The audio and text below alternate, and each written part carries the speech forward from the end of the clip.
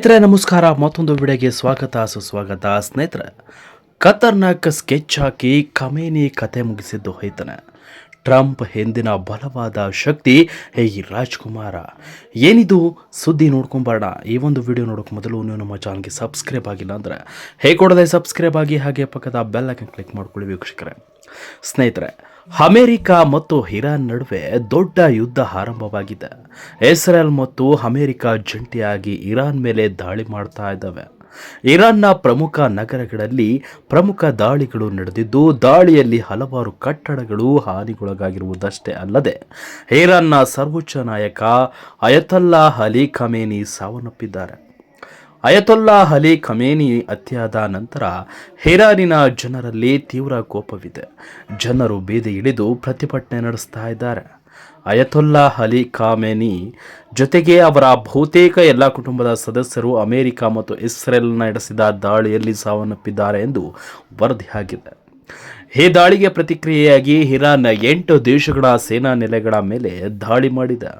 ಇದು ಇರಾನ್ನ ಮೇಲೆ ಅಮೆರಿಕ ದೊಡ್ಡ ದಾಳಿ ನಡೆಸಲಿದೆ ಎಂದು ಅಮೆರಿಕ ಇರಾನ್ಗೆ ನೇರವಾಗಿ ಬೆದರಿಕೆ ಹಾಕಿದೆ. ಅಯತೊಲ್ಲಾ ಅಲಿ ಖಮೇನಿ ಅವರ ವಿಡಿಯೋವನ್ನು ಇರಾನಿನ ಮಾಧ್ಯಮಗಳು ಪ್ರಸಾರ ಮಾಡ್ತಾ ಇದ್ದಾವೆ. ಸೇಡು ತೀರಿಸಿಕೊಳ್ಳಲಾಗುವುದು ಎಂದು ಹೇಳಲಾಗ್ತಾ ಇದೆ. ಇನ್ನು ಇರಾನ್ ಅಮೆರಿಕಕ್ಕೆ ದೊಡ್ಡ ಎಚ್ಚರಿಕೆ ನೀಡಿದೆ.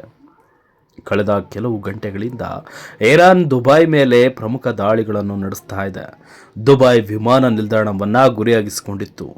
ಆದಾಗ್ಯೂ ಈಗ ದುಬೈ ಮೇಲೆ ಇರಾನ್ ನಡೆಸಿದ ದಾಳಿಯ ಹಿಂದಿನ ನಿಜವಾದ ಕಾರಣ ಬೆಳಕಿಗೆ ಬಂದಿದೆ.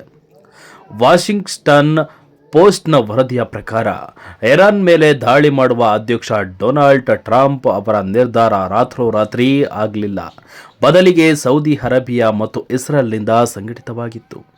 ಇರಾನ್ ಮೇಲೆ ದಾಳಿ ಮಾಡುವ ಅಮೆರಿಕದ ಕ್ರಮದ ಹಿಂದೆ ಸೌದಿ ಅರೇಬಿಯಾ ಮತ್ತು ಇಸ್ರೇಲ್ ಕೈವಾಡವಿತ್ತು. ಕಳೆದ ತಿಂಗಳು Saudi crown prince Mohammed bin Salman Donald ಟ್ರಂಪ್ಗೆ ಹಲವಾರು ಫೋನ್ ಕರೆಗಳನ್ನು ಮಾಡಿದ್ದಾರೆ ಎಂದು ವರದಿ ಹೇಳಿಕೊಂಡಿದೆ. ಈ ಖಾಸಗಿ ಫೋನ್ ಕರೆ ಇರಾನ್ ವಿರುದ್ಧ ಕ್ರಮ ಕೈಗೊಳ್ಳಲು ಬಂದಿತ್ತು ಮತ್ತು ಇದಕ್ಕಾಗಿ ನಿರಂತರ ಒತ್ತಡ ಹೇರಲಾಗ್ತಾ ಇತ್ತು ಎಂದು ಹೇಳಲಾಗಿದೆ.